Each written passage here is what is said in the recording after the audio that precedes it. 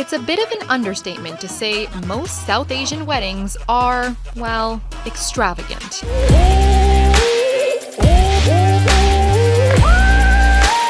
South Asian weddings, Southeast Asian weddings, or fusion weddings in general, when you have, two amazing cultures coming together that are very dominant. And there's a lot of details because it's not just the one day, it goes on for a week. Simi Prasad and her team at BG Planners are known to plan some of the biggest weddings in Ontario. She says 2020 in particular was going to be the year of weddings.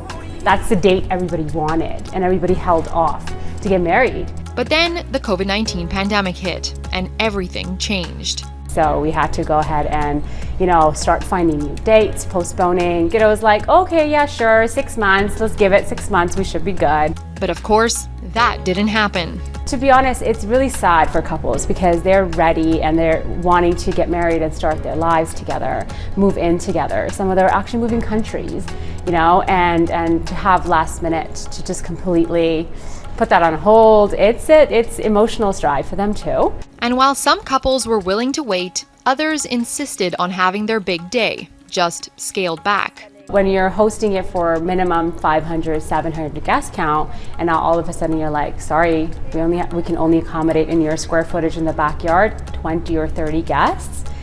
The parents turn around and say, oh my gosh, then let's just not have this. But she managed to make a number of happily ever afters happen safely.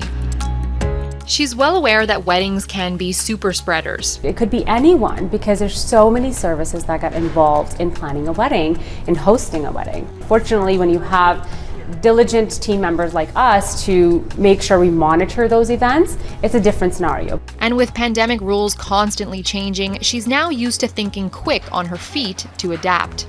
So what is different or unusual about this event here today?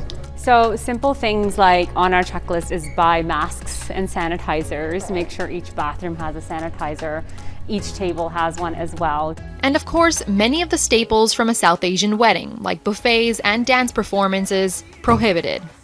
A lot of mediating session, a lot of ironing things out. Well then, if not this, then what? How are we gonna do this? This is important to us. We have to change our priorities. Even though she didn't lose too many of her clients over the summer, she says the second wave is what concerns her the most. Just before the Thanksgiving long weekend, Ontario reintroduced some COVID-19 restrictions, including new gathering limits of 10 people indoors and 25 people outdoors at event spaces. It's nerve-wracking. It's nerve-wracking now because we survived so far with government assistance. Amazing, it really did help. But at the end of the day, coming wave 2 and a very unpredictable future, we really have no idea what we're getting ourselves into again. But she's hopeful. She and her team will find a way to plan, adjust, and execute, just as they've been doing thus far. Aalia Adam, Global News.